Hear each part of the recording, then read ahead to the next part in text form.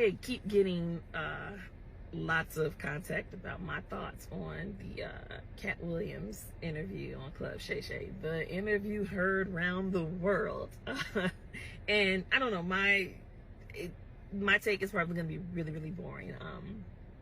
Number one, I want people to keep in mind, my dad has been dead for 15 years, so I have not been fully immersed in the world of comedy. I don't know the ins and outs of that like that anymore, because my end has been gone for 15 years. You know, I've got friends in the game, but we don't sit and talk about, you know, stuff like that. So, you know, I don't know Katt Williams.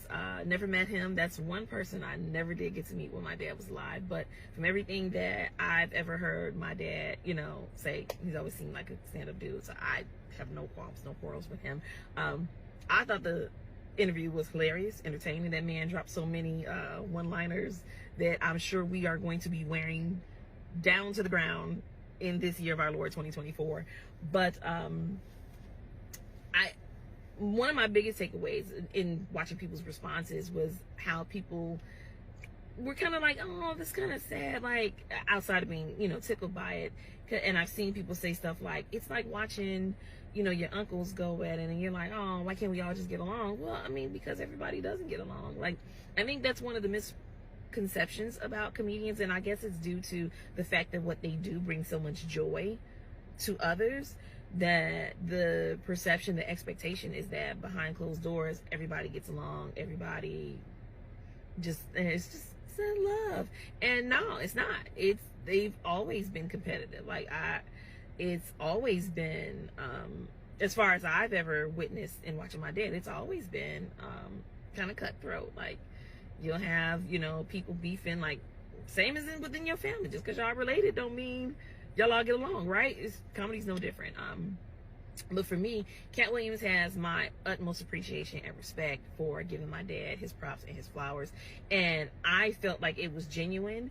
There are some people who have given, you know, my dad his flowers now that he's dead, that I'm looking at like, you know, doggone well, he wasn't doing that when he was alive. And that, not just famous people, just people all across the board. As my dad used to say, you ever want to be loved by everybody? You ever want to be special? Just die. It's real easy to give lip service when somebody dies and you, oh, they were so wonderful.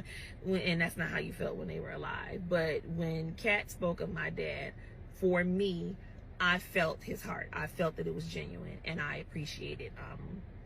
Again, it's been 15 years since my dad's been dead. If you follow me at all, you know I've said this repeatedly. Like, it does my heart good to know that my dad was a stand-up guy, that the man that I knew him to be was who he actually was to people, because that's the thing. Like, we can love people and think they one way and then find out later. No. And I say, like, in 15 years, if he was an asshole, somebody by now would have been like, let me tell you about that mother. So that is not the case with my dad. Makes me so proud, and I just really appreciate what I believe the genuine love and respect that Katt Williams showed my father. It is so much appreciated. Much love and mad props to Katt Williams. I would love to sit down and just have a conversation with Katt Williams, because I think that is probably be the most entertaining and gem-dropping conversation I probably would have in my life outside of conversations with my dad. So yeah, so that's my take. Like I said, probably boring, but that's what I thought.